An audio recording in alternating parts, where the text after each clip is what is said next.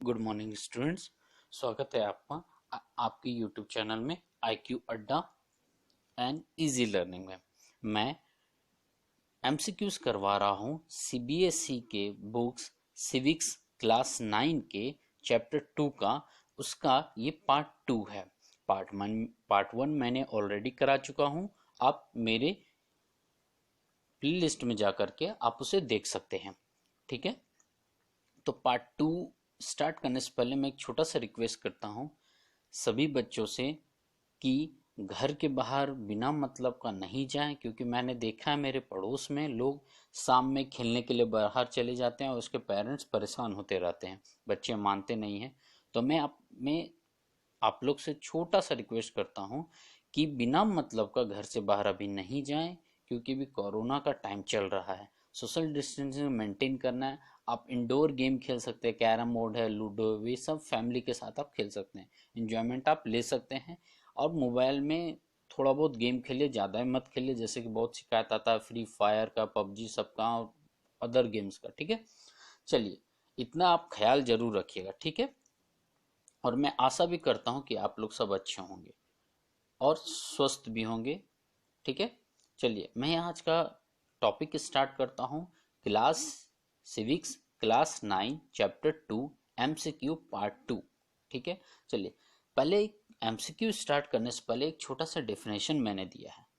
अच्छा, पहले एक और बात मैं बताता हूँ। चैप्टर 2 का नाम था what is democracy and why democracy. ठीक है, चलिए चैप्टर स्टार्ट करने से पहले, मतलब टेस्ट स्टार्ट करने से पहले एक छोटा सा डिफिनेशन मैंने दिया है। यहाँ दिया है democracy is the form of government in which the rulers are elected by the people.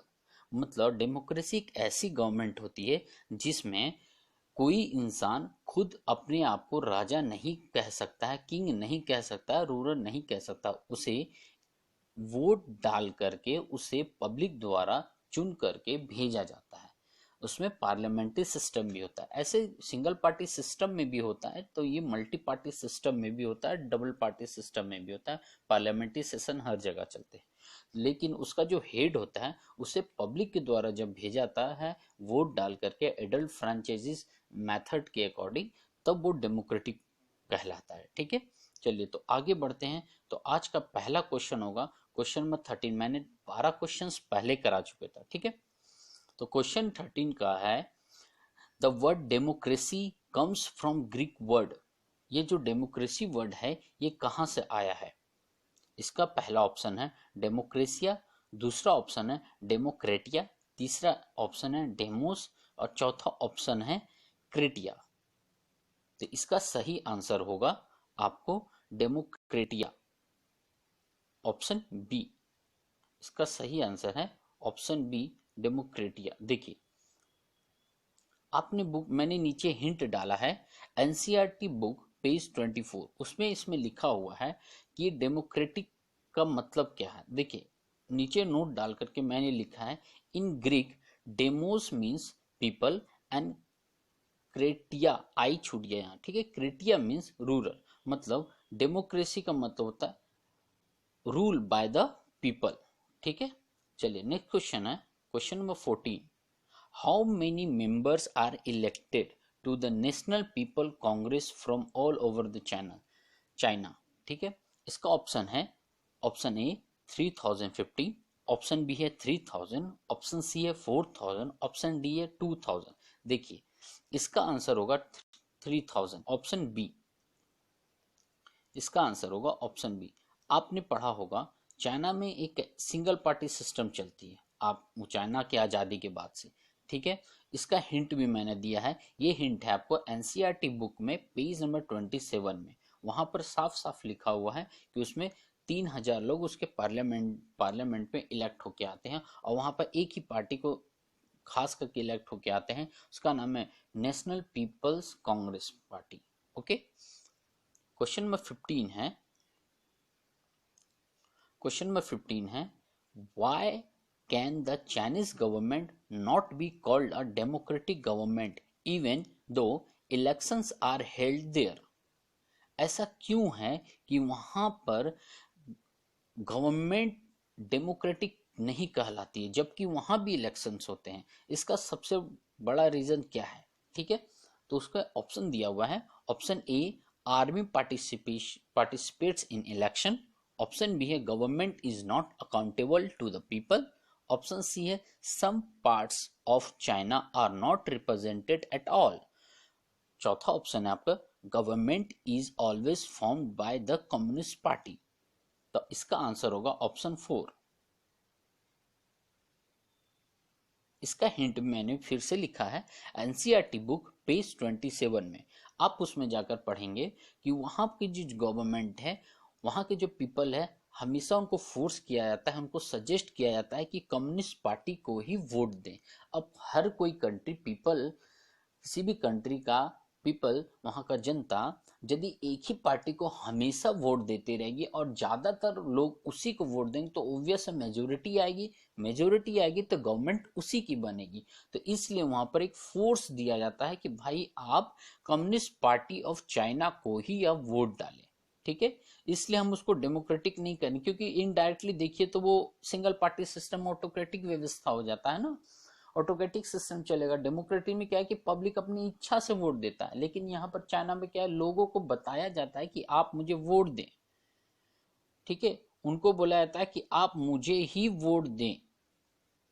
ठीक है, कम्युनिस्ट पार्टी को।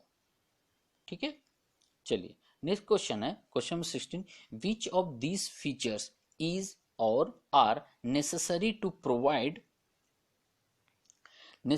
Provide the basic rights to the citizens.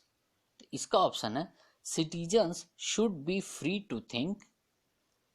Option 2 है, should be free to form associations. Option C है, should be free to raise protest. Option D है, all the above. देखिए इसका एकदम simple सा आंसर आपको दिख रहा, ऑप्शन डी ही होगा। क्योंकि देखिए कोई भी ऐसा फीचर्स गवर्नमेंट का हो जो डेमोक्रेसी को डिफाइन करे, तो उसमें क्या होता है, हर लोगों को बोलने का स्वतंत्रता होनी चाहिए, उसको अपना विचार रखने का स्वतंत्रता, उसको अपनी पार्टी बनाने का स्वतंत्रता, अपने ऑर्गेनाइजेशंस बनाने की स्वतंत्रता, फ्रीडम हो। और वो प्रोटेक्शन भी कर सकता है यदि उसे लगता है कि गवर्नमेंट कोई गलत रूल ला रही है हम लोगों के लिए, तो पब्लिक वहां पर उसका प्रोटेक्ट कर सकती है। ठीक है, अपनी बात को रख सकती है। डेमोक्रेसी में यही एक बहुत बड़ा एक मतलब राइट है, पब्लिक को दिया था, इसको फंडामेंटल राइट्स भी कहा था जैसे भारत में। ठीक है, और कुछ ड्यूटीज भी हमें दिया गया है, फंडामेंटल ड्यूटीज भी है। तो डेमोक्रेटिक में सबसे बड़े नेसेसरी बेसिक राइट सिटीजन्स के यही सारे हैं। ठीक है, इसलिए इसका ऑप्शन ऑप्शन डी है। ठीक है, नेक्स्ट क्वेश्चन है question number 17। Which of this is permitted which of this is permitted under the rule of law.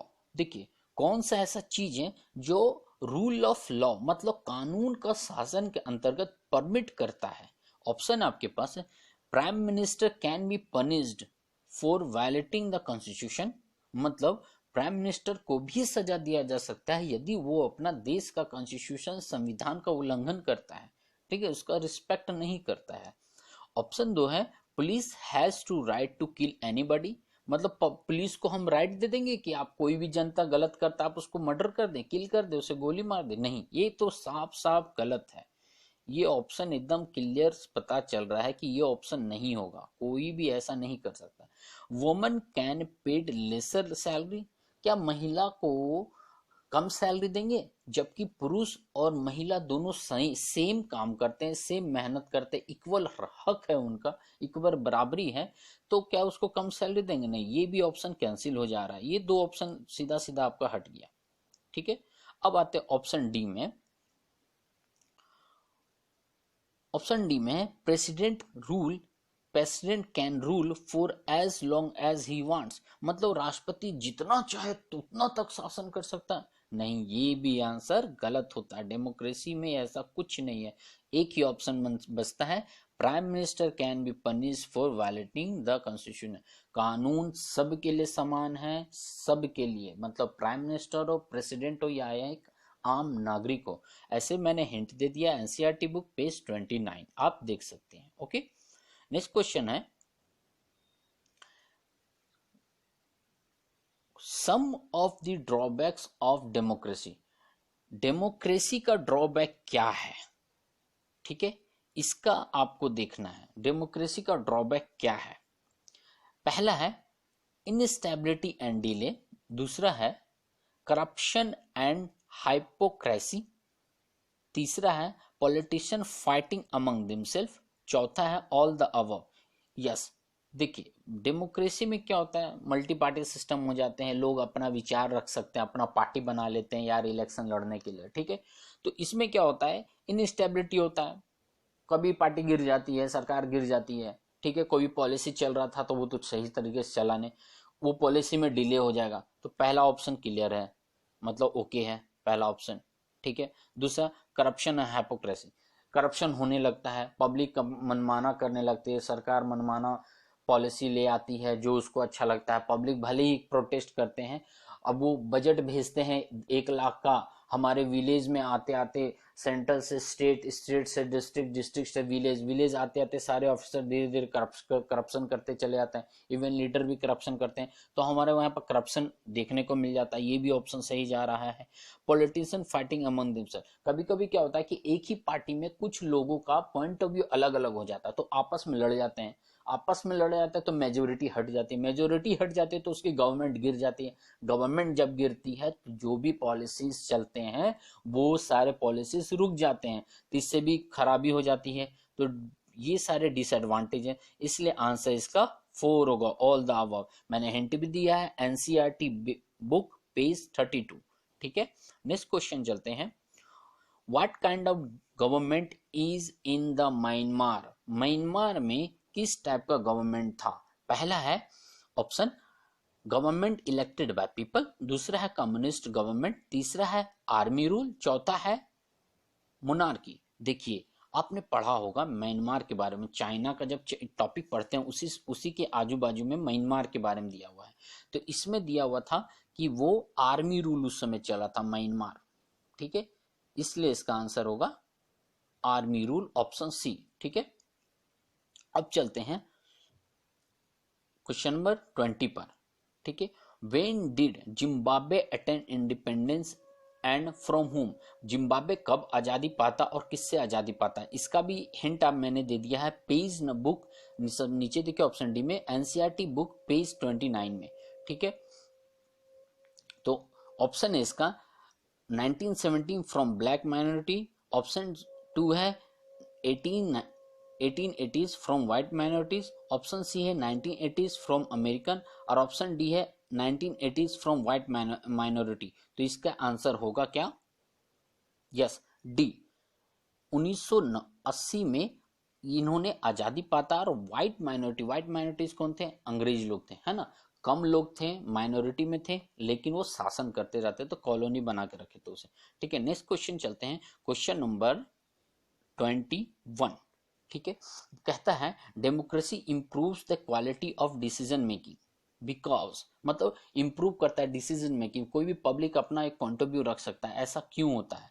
Option आपका decisions are taken by elected people, decisions are taken by constitution and discussion, decisions are taken over a long period of time, and all decisions are approved by judiciary। तो इसका answer क्या होगा? Option, इसका क्या होगा answer, सोच के बता सकते हैं? यस, ऑप्शन बी इसका आंसर होगा, ठीक है। Option B, decision are taken by consultants and discussion, ठीक है, ये एक फायदा है, ठीक है, इसमें डिस्कशन आपस में विचार विमर्श करके लिए जाते हैं, ठीक है। नेक्स्ट क्वेश्चन है, ये वीडियो पसंद आए तो लाइक कमेंट्स शेयर जरूर करिएगा, और इस वीडियो को, इस चैनल को सब्सक्राइब करना ना भूले, ओके। और बेल आइकन भी जरूर दबाए ताकि मैं कोई भी वीडियो बनाऊंगा तो नेक्स्ट टाइम में उसके आपको इसका जवाब मिल जाएगा, sorry I mean videos notification मिल जाएंगे बोलने में हड़बड़ा जाता हूँ कभी कभी, कोई बात नहीं। चलिए आगे बढ़ते हैं क्वेश्चन नंबर 22 की ओर, ठीक है, 22 की ओर। कहता है which body in Indian political system is an example of direct democracy, कौन सा ऐसा बॉडी है जो डायरेक्ट डेमोक्रेसी को रिप्रेजेंट करता है? जिला, ऑप्शन है आपका जिला परिषद, ऑप्शन बी है पंचायत समिति, ऑप्शन सी है ग्राम सभा, ऑप्शन डी है विधानसभा। तो इसका आंसर होगा ग्राम सभा। ये एक इंडियन पॉलिटिकल सिस्टम का डायरेक्ट डेमोक्रेसी, क्योंकि ग्राम सभा में वहां भी इलेक्शन होते हैं, ठीक है, डायरेक्ट इलेक्शन होते हैं, वहां पर मुखिया बनते हैं, ठीक है, आपने पढ़ा होगा चैप्टर्स में, ठीक है। तो इसका आंसर ग्राम सभा सीधा सीधा आंसर है। नेक्स्ट क्वेश्चन है question number 23। How does democracy allow us to correct its on mistake. मतलब डेमोक्रेसी कैसे हमको अलाउ करता है, बताता है कि हम अपना खुद का मिस्टेक सामने प्रेजेंट कर सके, बता सके, वो पॉलिटिशियन का हो या एक आम आदमी का हो या किसी ऑफिसर का हो, ठीक है। तो क्वेश्चन नंबर 23 का ऑप्शन है आपके पास मिस्टेक्स, ऑप्शन एक है mistakes are hidden and can not be corrected. Option है reelecting the same government to enable it to correct its mistakes. Option C है the ruler can be changed. Option D है none of the above. तो इसका answer होगा सी। देखिए, यदि कोई भी मिस्टेक करता है तो हम लोग क्या करते हैं, गवर्नमेंट को बोलते हैं यार आप चले जाओ यहाँ से, आपने गलती करा है, हमने इस्तीफा देना है, मतलब आपने इस्तीफा देना है, आपने गलती करा है, और यदि आपको मैं फिर से रखता हूं तो हो सके तो आप फिर से विश्वासघात कर सकते हैं, बिट्रेयल जिसको बोलते हैं हम लोग, हैं बिट्रेयल बोलते हैं, विश्वासघात, धोखेबाजी कर सकते हैं आप लोग, ठीक है। एक मिनट होल्ड करिएगा।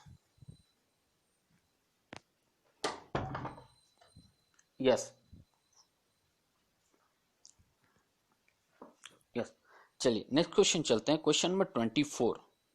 विच of this is not a feature of monarchy, dictatorship or one party system. मतलब बोल रहा है monarchy, dictatorship or one party system का इनमें से कौन सा एक फीचर नहीं है, ठीक है। तो option A censorship of press, non opposition party or parties. C citizens taking part in politics. रुकिए, ऑप्शन डी है वन मैन रूल। तो इसका ऑप्शन घर में होना तो थोड़ा सा लोगों को काम पड़ता है, ठीक है, इसलिए मैंने बोला रुकिए। Okay, sorry for disturbance. कहाँ था मैं, क्वेश्चन नंबर 24 में। यस, फिर से मैं रिपीट करता हूँ, दिमाग से उड़ जाता है। Which of this is not a feature of monarchy, dictatorship or one party rule. Option है आपके पास censorship of press. Option B आपके पास no opposition party of parties. Option C है citizen taking part in politics and one man rule. देखिए, सबसे पहली बात तो वन मैन रूल नॉट लिखा है, ये इस पर ध्यान दीजिएगा, नॉट पूछा है हमें, ठीक है, नॉट। तो पहली बात तो यदि यस रहता तो वन पार्टी सिस्टम हो जाता, तो इसलिए नॉट होने का ना हट गया। दूसरा no opposition party or parties, कोई ओपोजिशन पार्टी उसमें नहीं रहेगा, ठीक है। सेंसरशिप ऑफ प्रेस, प्रेस में सेंसरशिप लगा देंगे, भाई आप ये चीज नहीं दे सकते, आप वो चीज नहीं दिखा सकते, आप न्यूज में आप छाप नहीं सकते, न्यूज नहीं दिखा सकते, और कोई ओपोजिशन पार्टी नहीं रहेगा, तो वो तो मोनार्की डिक्टेटरशिप से होता है। लेकिन नॉट पूछा, इट मीन डेमोक्रेसी होना चाहिए, इसलिए ऑप्शन सी इकलौता जाता है citizens taking part in politics. मतलब हम वोट देने का अधिकार है, तो राजनीति में एक तरह से वो तो हो ही गया ना, ठीक है। आई थिंक ये नेक्स्ट एंड लास्ट क्वेश्चन है, ठीक है। क्वेश्चन नंबर 25 क्वेश्चन है which organ of government is required to protect the rights of the citizens. मतलब कहता है गवर्नमेंट का कौन सा ऐसा हिस्सा है या बॉडी या ऑर्गन है जो सिटीजन्स के राइट्स को प्रोटेक्ट करता है, ठीक है। तो सबसे पहले है option A executive, option B आपके पास लेजिस्लेचर, ऑप्शन सी आपके पास इंडिपेंडेंट जुडिशरी, ऑप्शन सी है पुलिस। सबसे पहली बात तो भाई आप पुलिस को हटाइए, ये पुलिस होगा ही नहीं, ठीक है। तो इकलौता आपके पास जुडिशरी, न्यायालय ही आपको प्रोटेक्ट करती है कोई सी भी इलीगल होने के कारण, ठीक है। तो ये आज का लास्ट क्वेश्चन था। Thank you very much video देखने के लिए। लाइक शेयर कमेंट जरूर करिएगा इस वीडियो को, पसंद आए तो भी, ना पसंद आए तो भी। अजय ना पसंद आए तो कमेंट करके बताइएगा क्या कमी लगा इसमें, और इस चैनल को सब्सक्राइब करना ना भूले, बेल आइकन प्रेस जरूर करो, और इस चैनल को आपका सपोर्ट का बहुत जरूरी है, ताकि मैं इस चैनल को आगे बढ़ाते जाऊं और आप लोगों को सपोर्ट करते जाऊं, आप लोगों के लिए क्वेश्चंस लाते रहूं और अच्छी तरह से लर्न करें, पढ़ाई करें, अध्ययन करें और एग्जाम में अच्छे से पास हो। ठीक है, इस चैनल का नाम है IQ अड्डा, याद से सब्सक्राइब करें और घर में आराम से रहें, स्वस्थ रहें, बड़ों से आशीर्वाद लेते रहे, छोटे को प्यार देते रहे। धन्यवाद। फिर से मिलते हैं हम लोग। Thank you.